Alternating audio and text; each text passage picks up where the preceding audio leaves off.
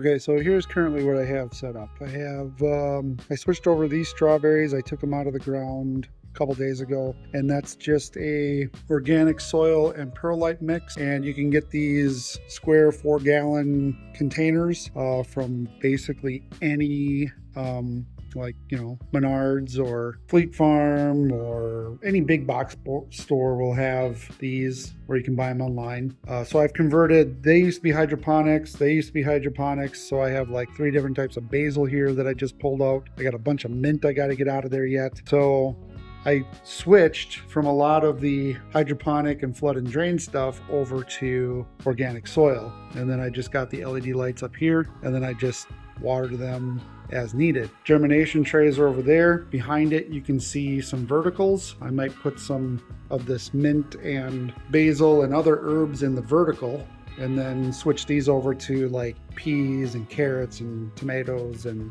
that kind of thing. So, these are microgreens sold in, this is organic soil, but I have an automated flood and drain system set up with just, simple pipe, pumps, timers, etc. And then once I figure out all of this, how I want to set it up, then we'll redo the electrical. We kind of been moving this around a little bit. Have a dehydrator here as well. So in the event that we don't eat what's produced, we can dry it and put them in shakers. And then I have the big fridge I just got I got to clean that out, which can hold a lot more products than the other traditional fridge.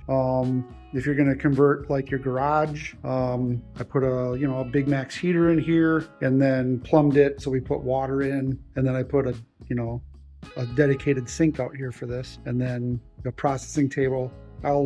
Would like to make this all stainless steel eventually, but again, we're just kind of doing it piece by piece here. And then I have my orders set up here so I can orders as they come in. I sell on Market Wagon. There's a bunch of different things that we sell, but I mainly do advertising and publishing now, so I'm not really doing this as a job anymore. But it's nice to have this kind of setup. So in the event that you need to produce food for your family, this is a really great way to do it. And friends and neighbors. I have a whole bunch of different seed varieties here, non-GMO, most of them organic, and then these are what I use daily. So it's a good setup, pretty easy to use, and cost-wise, it's not going to be comparable to what you have because you're not here in Wisconsin. So that heater runs a lot in the winter here. I mean, I do have it all insulated. I did have, there's a bunch more lights over here you can see, and I did have all of this lighting all in rows here. So when people would see this, out the windows, they thought I was growing pot because this whole garage is purple at night, and then the timers turn the lights on and off. There's an appropriate amount of light in this kind of stuff, but that's my setup.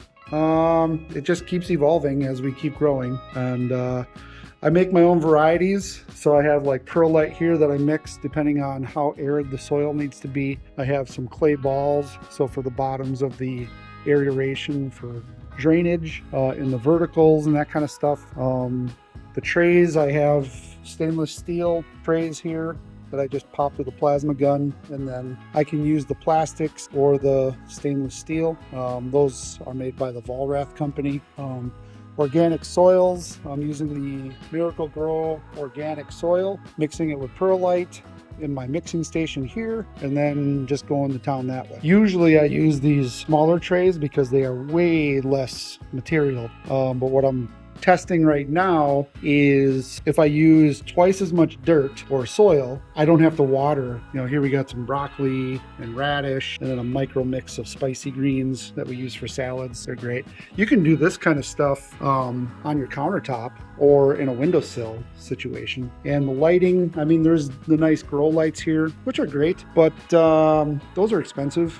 And for what you get, like I went to Lowe's and picked up these LEDs for like $25, and that's like 4 lights, so 2 hangers, and I just put them underneath like this. These are the 3¼ foot. They're not quite 4 feet, so they actually fit between the braces recessed. So that's awesome. That's a good way to do that. And the flood trays you can get, again, from like greenhousewarehouse.com or whatever. And these are the active Aquafa flood tables. So you can use them for big plants. Like I could put these on the ground and have the big plants in them automatic watering. That's always an option, but for microgreens you obviously don't need that. And then the other thing you want to watch out for is your humidity. So you got to make sure the humidity is right, and the soils that you have for the type of plants you have. You know, like when I put in tomatoes, they like to have a little bit more acidic soil. Some of these herbs like a little bit more basic soil. So it's basically, with soil, you can fine tune that a little bit with the hydroponics system, or just, you know, water. Like this is just flowing water. You can do that too. You can control that pH. So if you can control the light, you can control the pH, you can control the humidity and temperature. Like if I was growing peppers in here, this would have to be at a 80 to 90 degrees in here. But that would be really dumb to try to do that in winter, because the heat bill would be like $600 a month. This would be a good way to grow, like the strawberries are ever bearing. So 68 degrees, 70 degrees. Most of the basil, most of the stuff I grow doesn't require hot temperatures, because I'm coming into winter now and we don't want to grow that kind of stuff in here. But that's my overview. Hopefully it helps.